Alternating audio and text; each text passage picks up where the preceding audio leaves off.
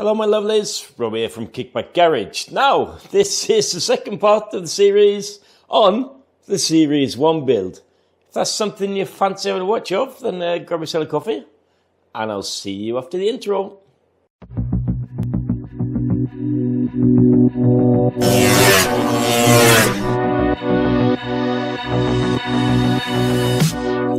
Messing around with these cameras, batteries going flat. Markerte det med regn, alle sprang I lag og ville komme under tak. Ingen av oss merket at du hadde falt ifra. Hvorfor valgte du å dra? Hvem I faen kunne se den komme? Da høsten tok over, sa vi hadde bra til la oss sommer. So while you've been away, I've been messing around with the LD. This is fighting me. the first thing was the petrol tap was full of crap, so it wasn't getting petrol. So I took that out, which is a bit of a pain. Took that out. It's completely different, by the way, to what we used to. Took that out, give it through, blown through. Took out the car, blew through the jets. Now it's getting petrol.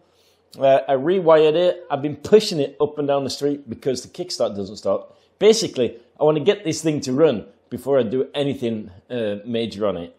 But the weird thing is I push it along, let go of the clutch, second gear, and it starts, but it won't tick over or anything like that. As soon as I stop pushing, it stops. So that's a bit of a... But anyway, I'm going to try and put that in the back of my mind and do some fun stuff instead.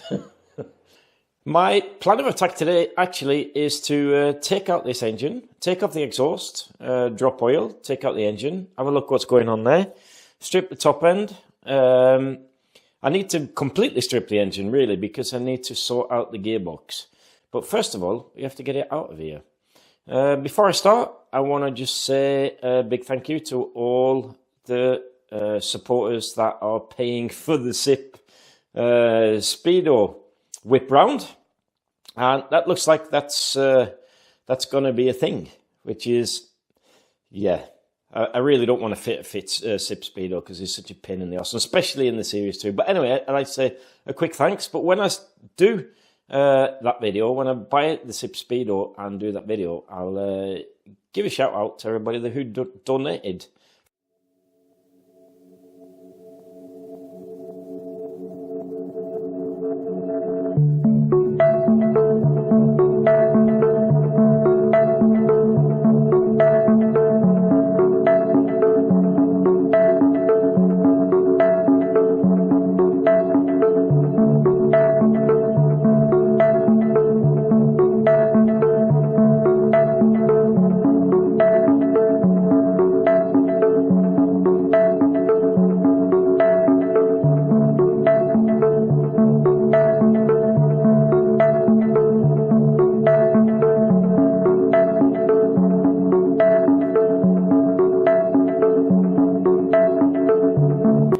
Check out the colour of the petrol there, and I'll tell you what that is because I found out now. It's non-ethanol proof hosepipe, and that is sort of disintegrating. There's actually bits of rubber in the bottom of this.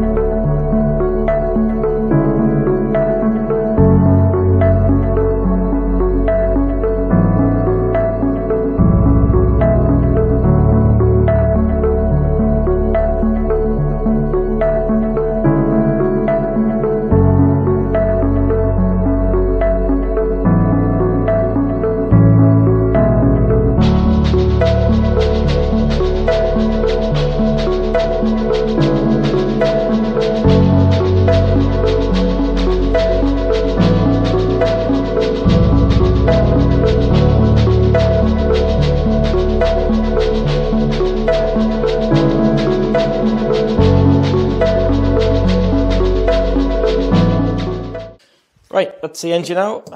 Let's have a look.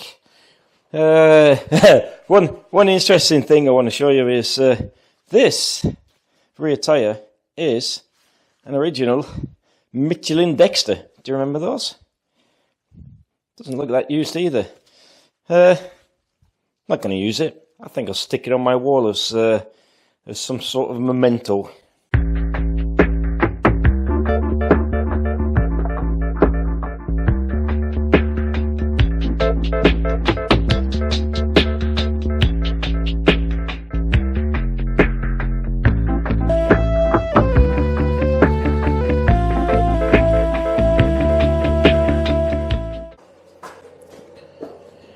That was a bit. That's a bit worrying. The rear hub that popped off, really easy.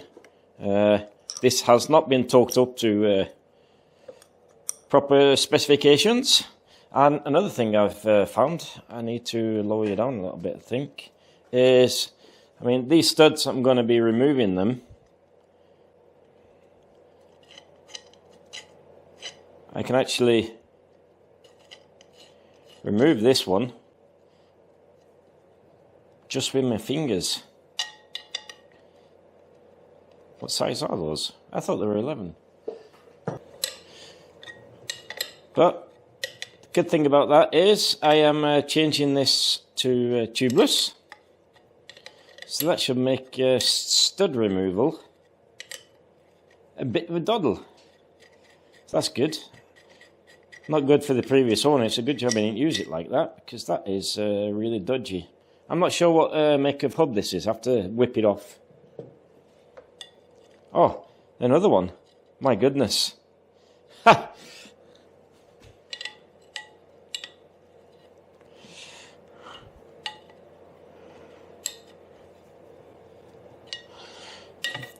I'm not sure why they look like they've been, that the rear hub has been painted while the studs are in, so I'm not sure why they are so loose, to tell you the truth.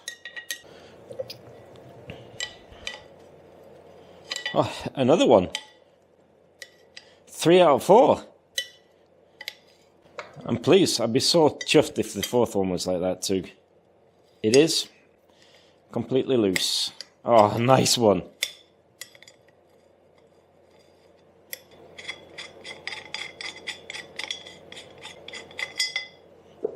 All the thread holes in the hub are good, so that's good. And now it's the moment of truth to find out what sort of hub it is. If you're doing a strip of Indian 200, it's really important to check what type of hub it is. Innocenti markings on this. I expect this has been. It looks okay. It's got Innocenti markings on this, so it's either an original hub or it is what's it called?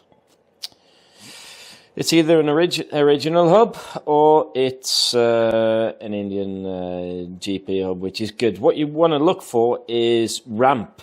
If you've got one that says ramp on it, that is just fit for the bin. Unfortunately, this has been sprayed in the corn area. That is probably why the corn itself, which sits here, hasn't had the proper interference fit. And you can see there's paint on this as well. So I'm just going to have to clean that up before I refit this. Right, I've loosened all the side case bolts, taken off the cowlings. As I saw while it was in the scooter, definitely, you can't see that there. There you go. This is a LTH manifold, very good, with a Mikuni rubber. I think I'm going to sell the Mikuni TMX30 and stick on a PHPH because that's what I know best. Another observation, it's going to be pretty cool, this is definitely TS1 barrel. It has been started and run. It is completely clean. There is no, it's not blowing anywhere here, so that's a great starting point. Another interesting thing about this is this, I recognize this because I've had one myself. This head is a Casa Performance head. And I know they were selling kits. Casa Performance were selling kits with heads and pistons. that's going to be interesting to see if it's got a Casa Performance piston. It's pretty hard to see through the exhaust port. But yeah, interesting stuff. Only top-notch parts, top-of-the-shelf parts used in this build at the moment. Yeah, one thing which is a bit of annoyance, but I'm lucky because I've got a set lying around. These mounts, silent blocks, they are the Casa Performance solid mount silent blocks, and do not use those.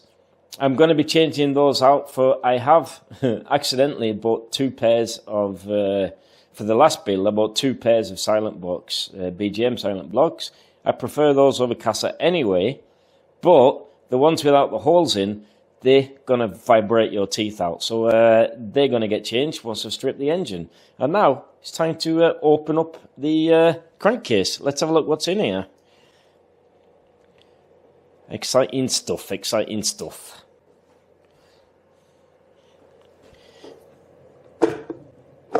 There we go. I just need to get it off straight there. It's a bit tight. Right. You're seeing this as I'm seeing this live. Oh, nice. What's going on here then? Right, so, oi, that's a result. It's already been converted to a LE crankshaft. Very nice. So that saves me a job. Great, that's brilliant. I like that. What the hell is going on there? That tiny little bolt there. That needs to get changed out with a proper one. As we can see here, this is the full BGM super duper super strong. Very nice clutch. And this, I believe, it looks to me like it's a jockey's chain tensioner. Never seen those in the flesh. I think it's a jockey's. But that'll do the job. I can't really complain about that. It's got an Irish chain in there, very good. A new BGM sprocket. It's got the new type of... can you see that? Let me put you a bit closer. It's got the proper sprocket bolt on there, which is nice. Yeah. So now, I think I'm going to take out the clutch, take out the sprockets, and remove the top end. One thing that I think is a little bit funny is this is an LI type actuation cam. And he has omitted the GP plunger. So I'm not sure if I have to change that out. I'll have to do a bit of research on that one. Bit of research, lad. And it'd be interesting to see how, what colour these springs are, what type of springs are, because I think when they first brought these out, they just had really, really strong springs, and after a while they came out with different colours, and probably on this engine, it probably put out, depending on what I do with the ports, probably put out somewhere between 24, 28 brake horsepower. I think only really need medium springs because there's 10 of them, but I'm going to have to do some research on that. Right, I've just popped off the spring. Take off my clutch tool. What's going on? What's going on? While I've got the engine out as well like this, I'm going to have to change. I can't remember which of these studs. I have to change them to slightly longer ones for the bracket for the Avanti exhaust, which is going on this. Right, let's have a look at this clutch. Holy moly, I didn't quite get the spring off. I could have had a face full of clutch, lad. Face full of clutch. As you can see, plates not being used. Very nice, thank you very much. Like that. And is this basket interchangeable? And what springs are these? They look quite skinny, so maybe they're the light ones. Is it possible to take out this center? Yeah, it is. It's got a little, you can see it's got a little circlip on there, so I imagine actually I can buy GP clutch pressure plate. Now the thing is, he was saying it was a bit of a pain to set up. Firstly, the gear arm was positioned really weirdly, really far back. So that's one thing that's not good. And I'm thinking that if I can change this center and fit a proper GP clutch actuation mechanism on the side case, that should ease that problem there with adjustment. The springs, they haven't got any paint on them, but so what size are they? The clutch didn't feel too bad at the lever, so probably just gonna leave these springs here in them, unless they're the really strong ones. I think I'll actually fire off an email to the boys at Scooter Centre to find out what they fit these with. This was bought in 2017, unused, so that's pretty interesting. Another interesting thing here is now, because this spider looks like the LTH type spider, how am I going to hold this? Do I need a special tool to hold it? That would be annoying. So this is the original type clutch holding tool. And is that going to fit in there? That is the question. Yes, it does. Nice one. So that's good. No special tools required to remove that. What about the LTH? Yeah, that'll actually work as well, to tell you the truth. So that's good. So no problems with that.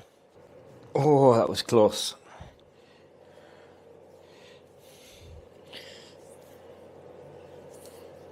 I've actually had that happen with weak springs, where the sprocket actually slips over. So removing this actually is a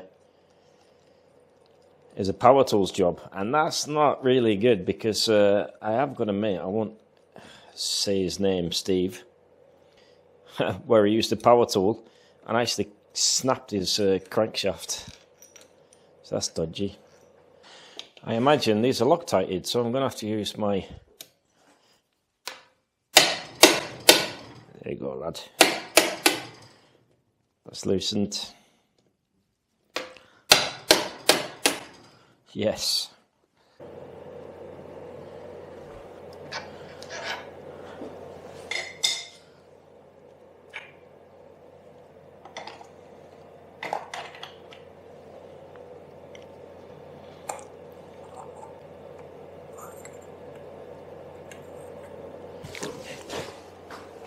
Three, two, one.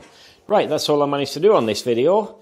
In the meantime, I'm going to have up that gearbox and try and shim that properly so that all the gears work.